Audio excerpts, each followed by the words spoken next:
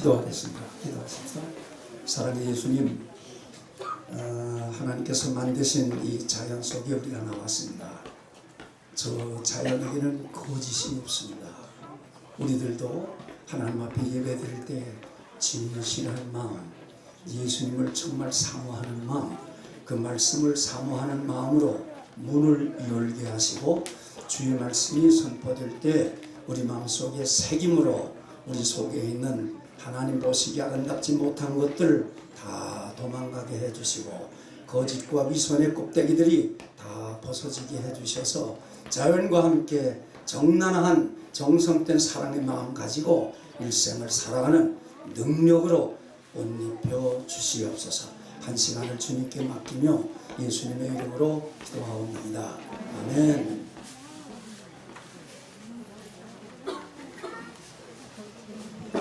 교회에서 1년에 한 번씩 이렇게 야외 예배 나옵니다. 그런데 오늘은 새소망교회 야외 예배 제가 참여할 수 있어서 먼저 기쁘고요. 이렇게 와보니까 다들 옷차림들이 너무 젊고요. 우리 장로님들 모자까지 쓰고 오셨으니까 머리가 잘 안 보이는데 얼마나 젊은지 너무너무 좋은데요. 제가 이렇게 정장을 하고 나오니까 내가 이방인과 같이 보였습니다.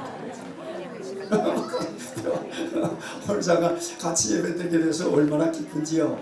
이제 우리가 이제 참 많은 분들이 수고 많이 하시는데 이제 칭찬도 많이 하고 박수 많이 보내려고 합니다.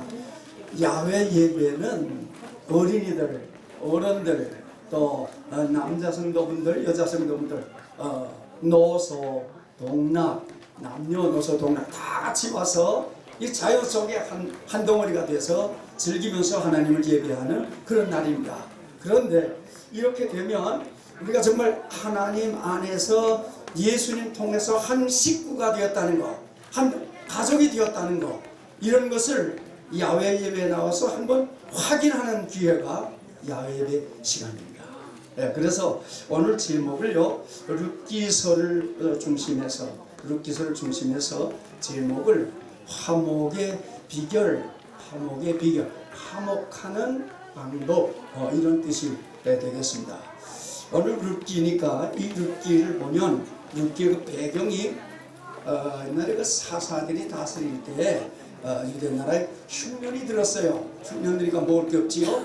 그러니까 베들레헴에 살던 엘리멜렉, 나오미 부부가 성장한 아들 둘이 있었는데 말년 기련을 데리고 잘 살아보려고 기근을 피해서 저 모압 땅으로 이민을 갔어요. 우리가 이 땅에 이민한 것처럼 이민을 갔습니다. 이민 갔는데 얼마 있어서 영감님이 세상을 떠났어요. 그래서 이제 두 아들 데리고 있는데 그 두 아들이 장성했으니까 결혼을 시켰어요. 결혼시키면서 얼마나 이제 가문을 부흥시키려고 그런 꿈을 꿨겠습니까? 그런데 이 두 아들이 장가들 때에 그 모압 여인들을 며느리로 맞이했는데 얼마 있다가 이 두 아들도 죽었어요. 후손이 없이 자녀도 하나도 낳지 못하고 죽었습니다. 10년 동안에 영감 가셨지요. 두 아들 다 죽었지요. 그러면 뭐가 남았는가 하면은 이민 10년의 결산이 과부 시어머니하고 과부 두 며느리하고 세 과부가 한 지붕 아래서 사는 이런 지경이 되었습니다. 이분들이 가지고 갔던 잘 살아보자 가지고 갔던 꿈들이 산산이 깨졌어요. 얼마나 참 외롭고 고독하겠습니까? 이렇게 되면 흔히 슬픔, 원망으로 인생이 찌들기 쉬울 때입니다. 그런데 여러분, 이 룻기의 이야기는 전혀 달랐다는 것입니다. 과부 시어머니와 또 과부 며느리들 사이입니다. 관계가요. 또 유대인 시어머니고 며느리는 모압 여인들이, 이방 여인들이에요. 그 사이. 그런데 이 룻기를 가만 보면 인류 역사 가운데 가장 멋진 시어머니가 나와요.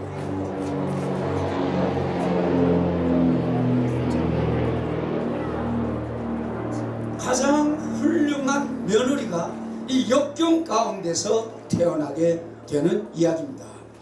오늘 이 며느리가 이방 사람이지만 더 나가서 예수님의 족보에 들어가는 예수님의 할머니를 자격을 얻게 되었어요. 이렇게 성공한 가정에 화목하는 방법, 비결 몇 가지만 말씀드리려고 합니다. 이제 룻기서를 보면은 1장 12절에 이런 말이 나옵니다. 나오미가 가라되, 나오미는 시어머니예요. 나오미가 가라되 내 딸아 돌아가라. 1장 12절 13절 내 딸아 돌이켜 너의 길로 가라. 2장 2절 3장 1절 3장 16절 3장 18절 여기에 반복해서 나오는 단어가 있습니다. 내 딸아. 시어머니가 며느리를 부를 때 내 딸아, 내 딸아.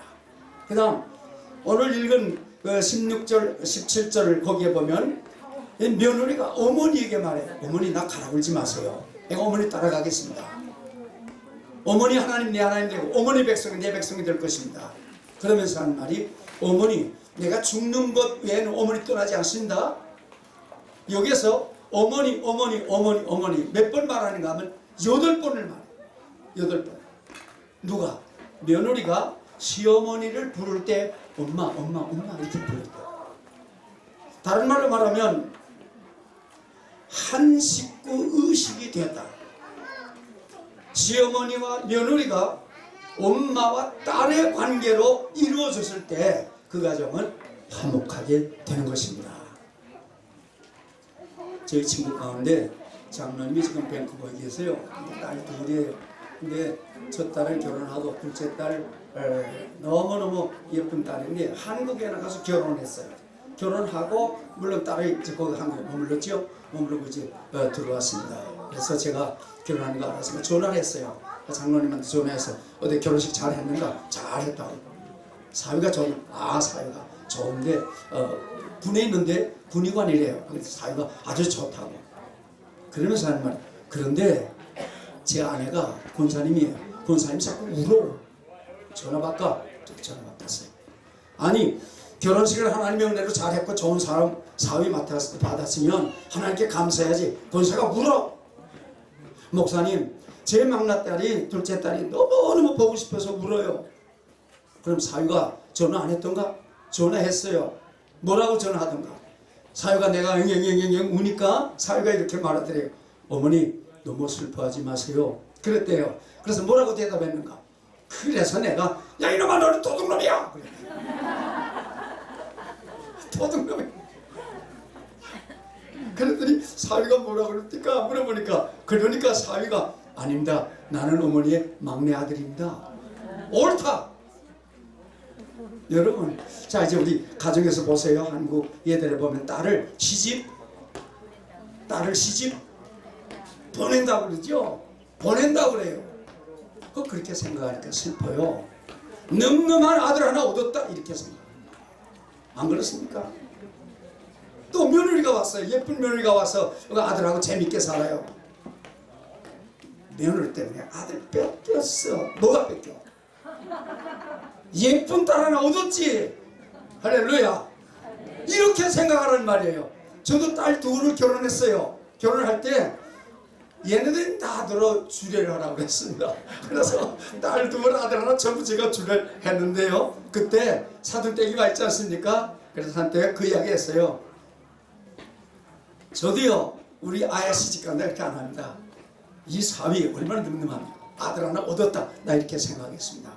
댁에서도 그렇게 생각하시죠. 그렇게 생각하겠다. 지금까지 아주 좋아요. 꼭 같은 사건인데 어떤 시각에서 보느냐에 달려있는 거예요. 우리 신앙적으로 봐야 되죠. 오늘 우리 가운데 며느리들 계세요. 앞으로 며느리 할 사람들 계시죠? 있어요 없어요? 있지요? 바로 이제 금방 될 사람들이 있는데 저를 따라하세요. 저를 따라하세요. 시어머니는 왜 이렇게 소리가 작습니까? 좀 크게 하시오. 시어머니는 내 어머니다. 내 어머니다. 오케이. 이제부터 여러분이 선포했으니까 어느 집에 시집 가든지 시어머니 내 어머니. 그렇게 해야 됩니다. 내 어머니니까 무슨 이야기 못합니까? 그래서 자면서도 한 이불에 들어가서 가서 속닥치고 밤새웠어요. 이런 며느리들 되시기를 축복합니다. 우리 가운데 시어머니 계세요? 없어요? 있지요? 시어머니들 앞으로 또 시어머니 될 사람들이 있는데 저 따라 하세요. 며느리는 며느리는 내 딸이다. 할렐루야. 예, 며느리 내 딸이 됐어요. 그러면 생각해봐요. 우리 딸 키울 때 어떻게 했어요? 생일 다 기억하고 있잖아요. 그럼 며느리 생일 좀 기억해야지. 아들 결혼한 날 기억하고 있죠. 며느리 우리 집에 온 날 기억하고. 그런 날이 되면 야야 오늘 내가 애들 볼 테니까 너희들 좀 드라이브 좀 해라. 좀 이렇게 말해요. 또 손자를 봤어요. 1년 되니까 뭐합니까? 또 첫돌 하잖아요. 얼마나 일이 많습니까? 그 며느리가 얼마나 수고합니까? 다 끝나고 간 다음에 며느리 방에 찾아가서 어깨에 팔 좀 이렇게 주물러주면서 수고했다. 네가 작년에는 이 녀석 나누라고 수고하더니 오늘 돌잔치 하느라고 네가 제일 애썼다. 그리고 손을 잡고 기도해주는 시어머니. 이렇게 되면 그 가정이 화목할 줄로 믿습니다. 바울사도가 디모데에게 목회할 때 이런 말 했어요. 청년 디모데거든요. 너 목회할 때 어른들을 네 아버지처럼, 어머니처럼, 젊은이들을 네 동생처럼, 어린아이들을 너의 애처럼 그렇게 돌보라. 이게 목회다. 그렇게 말씀하셨어요. 그래서 오늘 우리가 이모처럼 밖에 나왔는데 한가족 의식으로 살아가는 화목이 되기를 바랍니다.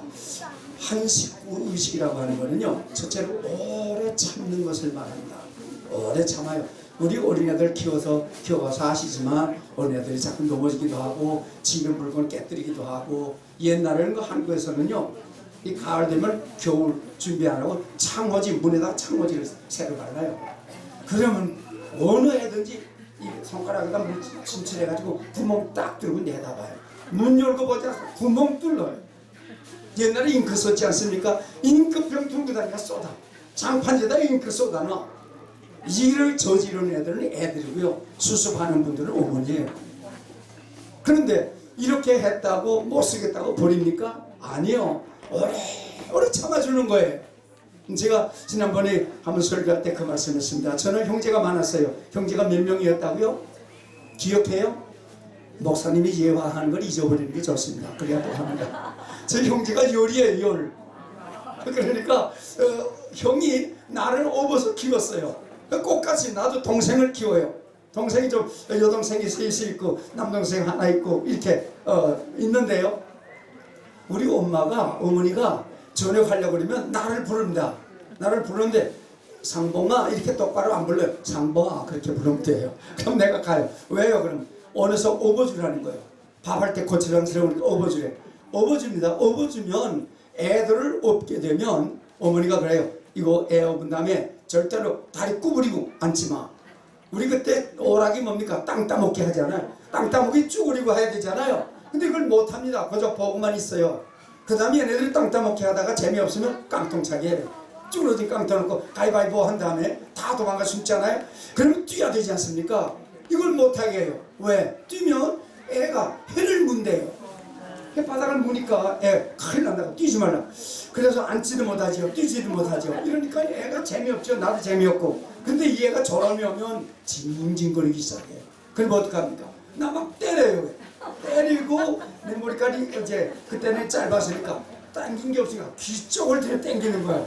이래도 이제 이거 애니까 등머리 들이면서 자장 참는답니다. 그건 고사하고 한참 그러다가 등머리가 뜨끈할 때가 이놈 쉬하는 거야. 그런데 애가 쉬할 때는 가만히 있어야 된대요. 흔들면 안 된대요.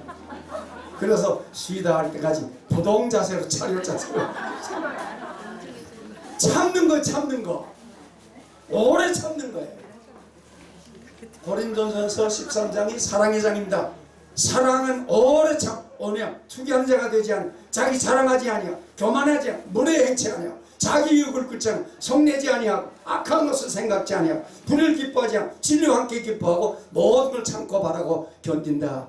그 사랑의 15가지 열매가 있는데 언제부터 여는가 하면 오래 참을 때부터. 오래 참을 때. 마찬가지입니다. 한 식구 의식은 오래 참는 거예요.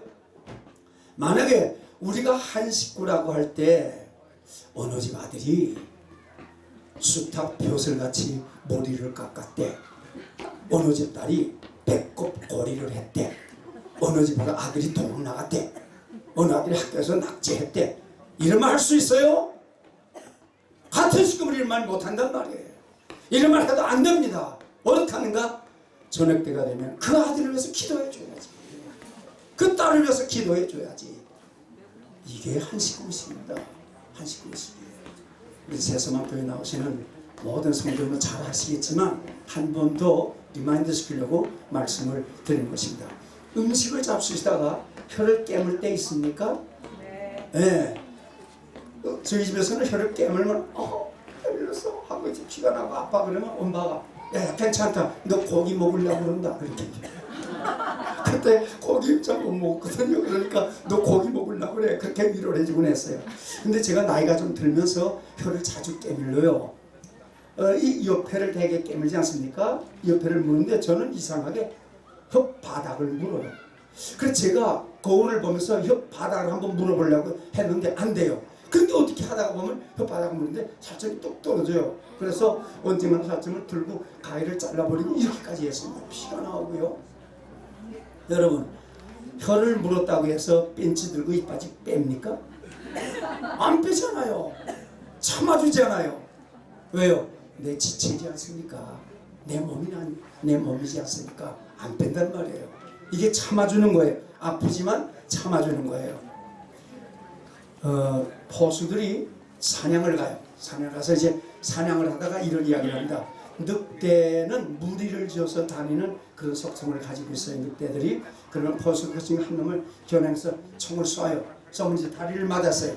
다리 맞으면 깡 하고 소리 질러요. 그리고 뛰는데 세 다리를 뛸 수밖에 한 총 맞았으니까. 그 세 다리를 뛰면 뛰는 모습이 병신이거든요. 그러면 총에 맞지 않은 늑대들이 딱 보고 전부가 같은 포성을 칩니다. 전부가 병신으로 뛴다는 거예요. 왜? 그리고 이리 뛰고 저리 뛰고 하니까 진짜 총 맞은 친구를 저 포수가 따라오지 못하게 하려고. 이것을 늑대의 의리라고 합니다. 우리들에게도 그 필요합니다. 우리 성도 가운데 누가 하나 어려움이 있다고 할 때 함께 아파할 수 있는 마음, 이게 화목의 비결이고 한식구된 그런 의식입니다. 일본에서 아시아 올림픽 했어요. 그때 한 번 제가 봤는데 일본의 그 릴레이 선수가 잘 뛰어요. 그러니까 자기네가 이번에 마지막으로 금메달 딴다 이렇게 하고 마지막에 이제 릴레이를 했습니다. 4명이 뛰지 않습니까? 근데 일본에 땅 하고 출발하는데 일본 애가 얼마나 잘 뛰는지 한국 애가 두 번째로 들어가요. 한 2m 떨어졌어요. 릴레이 한 번 도는데. 그런데 첫 번째 애가 이걸 바톤을 쥐고 가서 두 번째 애가 봤는데 두 번째 애가 봤다가 떨어뜨렸어요. 바톤을 떨어뜨리니까 어떻게 하면 가서 죽는 동안에 우리 한국 애가 샥 뛰었는데 미안하지만 한국 애가 1등을 했어요.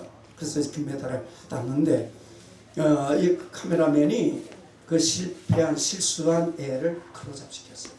그에 보니까 땅에 펄쩍 앉아가지고 땅을 발로 막 뒤면서 손으로 땅을 치고 가슴을 치고 막 우는데 여러분 생각해봐요. 손이 잘못 놔서 잘못했지 않습니까? 그런데 입을 열고 울어요. 눈이 눈물을 흘려줘요. 다리가 막 땅을 비비면서 난리요.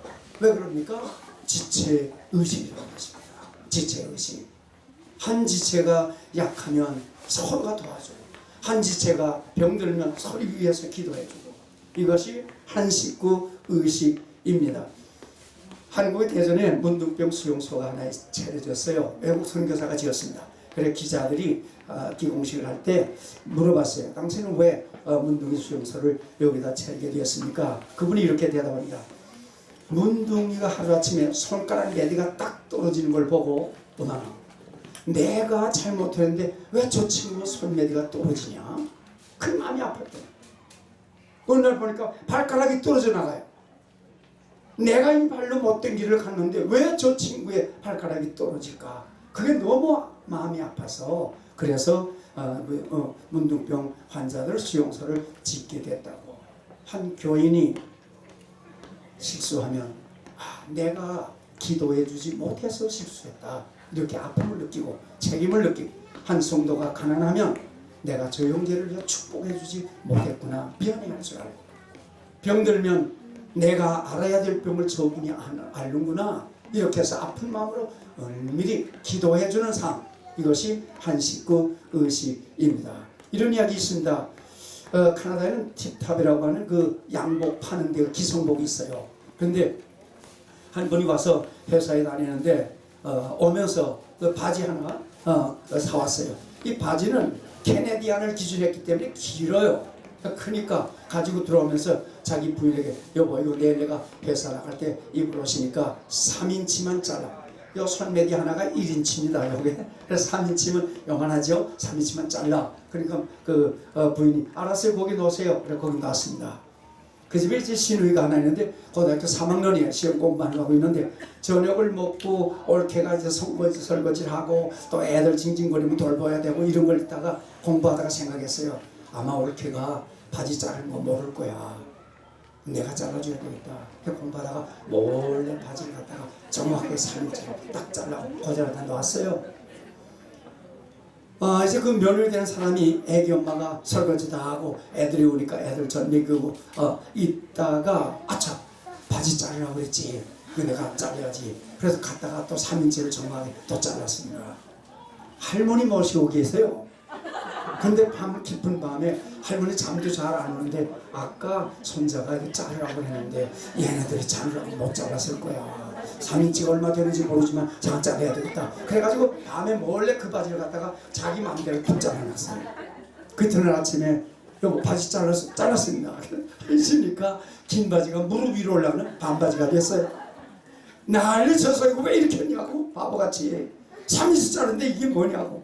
그 동생이 오빠 내가 잘못했어. 내가 그 부인 여보 내가 애기 전복에다 깜빡해서 그렇게 됐어. 할머니가 왜들 그리야 하고 나오는 거예요. 내가 잘랐다고 왜 그러냐. 여러분 이렇게 상대방의 수고를 기억하면서 하면 긴 바지 반바지가 되면 어떻습니까? 거기 화목이 있는 거고 기쁨이 있는 거고 낙원이 있는 것입니다. 이것이 한식구 의식입니다. 그 다음 두 번째는 8절에 이렇게 됐어요. 너희가 죽은 자와 나를 선대한 것 같이 여호와께서 너희를 선대하시기를 원하노라. 무슨 말인가 하면 시어머니가 며느리 둘이 과부로 있는데 이제 본국으로 돌아가려고 하니까 자꾸 엄마 따라온대요. 그러니까 하는 말이 집으로 돌아가라. 그러면서 마지막 말을 해요. 너희가 돌아간 너에게는 시아버지지 아버지나 남편에게 참 잘했고 나에게 썩 잘했다. 하나님께서 너에게 이렇게 좋게 해주시기를 바란다. 현대 번역은 이렇게 됐어요. 너희가 죽은 내 두 아들과 나한테 그토록 잘해 주었다. 여호와께서 너희를 잘 보살펴 주기를 바란다. 이게 화목의 비결입니다. 두 번째 화목의 비결은 무엇인가 하면 칭찬하고 격려해 주고 축복해 주는 것입니다. 저를 따라하세요. 칭찬하고 격려하고 축복하자. 아멘. 자, 오늘 이제 우리 준비위원들이 얼마나 수고 많이 했어요. 오늘 칭찬 많이 하세요. 또 하고 또 하고 또 하고 하세요. 아마 예배 끝난 후에 액티비티가 아마 있을 것 같아요. 저는 이 교회 전통적인 액티비티가 뭔지 모르지만 뭐 하든지 저 박수 손바닥이 아프도록 박수 치시고 입에 침이 마르도록 칭찬 많이 해주시기를 바랍니다. 그렇게 하면 서로가 기뻐하면서 하나님 앞에 영광이 될 줄 믿습니다. 자, 이 시어머니 입장에서 좀 생각해 봤습니다. 이 애국 며느리 데리고 왔으니까 얼마나 힘들었겠어요. 첫째로 음식이 입에 안 맞아요. 우리는 우리 전통적인 음식을 먹지 않습니까? 외국 사람들 안 먹지 않아요? 그분들이 하는 음식이 어떻게 입에 맞아요? 음식 때문에 고생했을 거예요. 그뿐입니까? 종교가 다르지 않습니까? 이 나오미는 유태인이니까 하나님을 섬겨요. 안식일이 있어요. 제사를 해요. 성경 말씀을 읽어요. 그런데 이방 여자들이니까 모르지 않습니까? 얼마나 힘들었겠습니까? 한 지붕 안에 살면서. 더 나가서 언어가 힘들었을 거예요. 언어가. 참 언어는 이거 어렸을 때 배우지 않으면 참 힘든 것입니다. 선교 역사 가운데 1884년에 우리 한국에 와서 선교하신 호레이스 알렌 선교사가 처음으로 우리나라에 왔는데 이분이 그 일화가 있습니다. 자기 경험한 걸 이렇게 이야기해요. 한국분이 그때 대개 어떤 병이 많았는가 하면 해충, 해충이라는 말 알죠? 해충이 많았습니다. 그러면 온 식구들이 1년에 한 번씩 해충약을 다 같이 먹곤 했어요. 그러는데 해충은 음식을 딱 받아놓고 밥 냄새가 나면 그때부터 입맛이 탁 떨어져요. 그리고 땀이 나고 몸이 바짝바짝 말라요. 왜 그런가 하면 몸의 모든 영양을 해충이 다 먹기 때문에 그렇습니다. 그래서 병원에 오는데 보면 대개가 해충 가진 사람이, 한 아주머니가 땀을 제제 흘리면서 들어왔어요. 그래 보니까 해충에 그래서 진단을 착한 다음에 외국 그 선교사가 한국말로 겨우 이렇게 했어요. 다음 주 이날, 오늘 화요일날 왔으면 다음 주 화요일날 또 한번 오세요. 올 때 오줌하고 똥 가져오시오. 자, 외국 남자 앞에 그때 100여 년 전에 한국 아주머니가 똥이다 오줌이다 거 얼마나 부끄럽겠어요. 네네네네 그리고 가버렸어요. 간 다음에 선교사가 생각했어요. 그 당일 거라는 말을 잊어버렸어요. 그걸 생각이 안 나니까 그러니까 하니까 못했어요. 한 주일 후에 대문이 찌우동하더니 한 아주머니가 들어오는데 양손에 수박통 같은 두 자루를 들고 머리에 함지 같은 걸 들어오는 들어오는데 이 선교사가 생각을 했어요. 한국 분들은 한번 고쳐주면 고마워서 똑도 해오고 음식도 해오니까 아마 내가 고쳐준 분인 것 같다. 아마 그래서 가져오는 반갑게 뛰어나가서 받아놓고 들어왔어요. 그래서 그것이 뭡니까? 그러니까 오줌 가져오라고 그랬지요. 그래서 일주일 동안 산거 오강 2개. 이 함지는 뭡니까? 이거는 똥인데요. 요건 월요일 거, 요건 화요일 거, 요건 수요일 거. 여러분 언어의 장애가 있으면 이런 일이 있어요. 아마 이 나오미도 이런 어려움 있었을 거라고 생각이 들어요. 그렇지만 오늘 성경에 보니까 시어머니 입에서는 며느리의 흉 일치 없어요. 칭찬 칭찬 칭찬. 이게 화목의 비결입니다. 같은 사건인데 흉을 보려면 흉이 나와요. 그러나 같은 사건인데 칭찬을 보려면 칭찬이 나온단 말이에요. 이걸 꼭 기억하시고 우리도 그렇게 칭찬할 수 있기를 바랍니다. 저희 교회 나이 많은 장로님하고 권사님이 한번 그 시티즌십 인터뷰를 하라고 그랬어요. 그러니까 이 할아버지가 그 이제 공부를 많이 했어요. 공부를 많이 하고 한국말로 번역을 해서 이렇게 공부를 하고 그 권사님은 아예 공부도 안 해요. 영감님 가니까. 그래서 인터뷰 날이 됐어요. 가자고 제가 갔는데 저더러 자꾸 인터뷰에 들어오래요. 그래서 괜찮다 그냥 하라고. 그 들어갔더니 자꾸 들어오라고 그러니까 그 카운셀러가 들어오라고 그래. 들어 앉았어요. 물어봐요. 영감님은 아들이 몇이 됩니까? 그 연습하는데 그 문장이 안 나오는데 그분이 쉬운 거를 물어봤어요. 물어보는 말이 뭔지 알아야 대답하지 않습니까? 그러니까 영감님이 지금 뭐라고 그래요? 지금 뭐라고 그래? 나들은. 그래서 내가 이야기를 하려고 하니까 가만히 있으래요. 가만히 있었더니 영감님이 대답을 못했습니다. 그러니까 머리를 이래요. 그러더니 이제 권사님에게 물어보는 거예요. 권사님에게 뭘 물어보나 하게 되면 고향이 어딥니까? 이렇게 쉬운 말로 물어봤어요. 물어봤는데 이 권사님은 영어 하나 준비도 안 해요. 또 영어도 몰라요. 망풍 놓고 갔는데 물어보니까 그 카운셀러를 이렇게 쳐다보면서 싹 웃으면서 베리 굿 그랬단 말이에요. 그러니까 이 카운셀러가 자기들은 베리 굿 했단 말이에요. 가만히 있더니 영감님한테 또 물어보는 거예요. 나라의 프로빈스가 얼마나 되냐고. 이 영감님이 이제 프로빈스라는 거 하나 배웠거든. 프로빈스?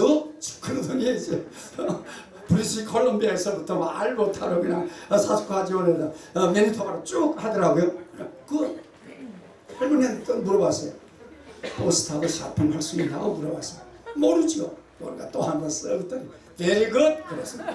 여러분 내가 이상한 거 봤어요. 그 카운셀러한테 very good 한 사람이 한 분도 없었어. 근데 이 할머니 코리안 할머니가 자기들 2번씩이나 very good 했으니까 너무 기분이 좋은 거예요. 더 물어보질 않더라고요. 물어보지 않고 저더러 그래요. 내가 이대로 리포트 하겠대요. 그러라고. 그 다음에 한 말이 혹시 위에서 나이 많아서 시티즌십을 주면 시티즌십을 받은 사람은 앞으로 어떻게 해야 된다는 것을 알아야 되니까 목사님이 좀 그렇게 알려주라고. 오케이. 그렇게 한다고. 나왔습니다. 얼마 있더니 소식 하나 왔대요. 보라고 그래. 보니까 며칠 날 스탠시 받으러 오래요. 그래 갑시다. 갔더니 이 할머니가 한동으로 쫙 빼고 갔습니다. 그래서 큰 스탠십을 받았어요. 성경하고 받아가지고 나와요. 그래서 제가 악수를 하면서 시티즌, 베리그 시티즌, 베리그 시티즌.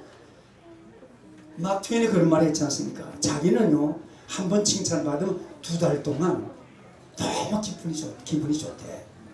칭찬해주는 거. 애들이고 어른이고 나이 많은 어르신도 칭찬 많이 해요. 오늘은 이런 칭찬이 가득한 날이 되기를 바랍니다. 칭찬 자주 하면 흉이 줄어지기 시작합니다. 실수가 줄어지기 시작합니다. 격려를 자꾸 해주면 더 잘합니다. 축복해주면 피차가 복을 받습니다.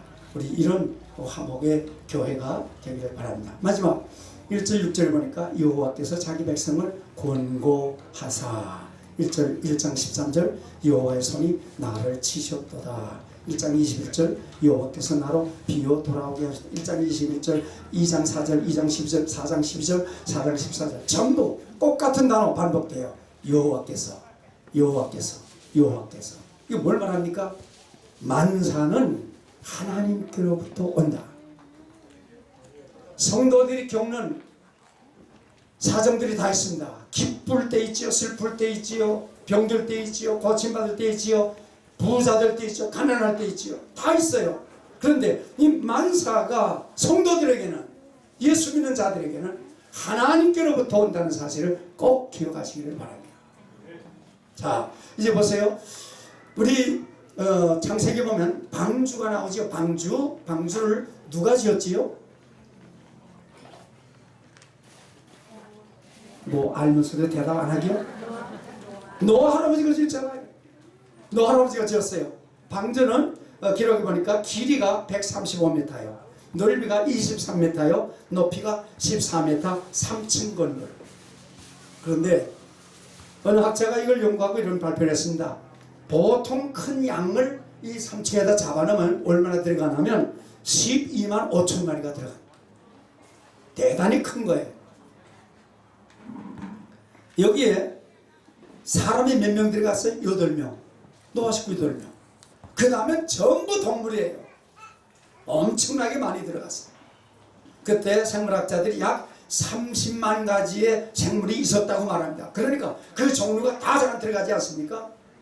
그 다음 정결한 짐승 7상씩이 들어갔지만 정결한 짐승이 몇 가지 안 됩니다. 소, 양, 노루, 사슴, 비둘기 고작 그런 거 아닙니까?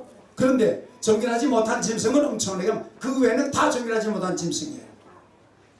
2쌍씩 다 들어갔지 않습니까? 그러면 노아 방주에 사람이 많습니까? 짐승이 많습니까? 짐승이 많지요. 노아 방주에 깨끗한 동물이 많아요? 부정한 동물이 많아요? 부정한 동물이 많지요. 노아 방주에 꾀꼬리 같은 예쁜 멜로디만 들려옵니까? 싸나운 짐승의 소리가 많습니까? 사나운 짐승의 소리가 많지요.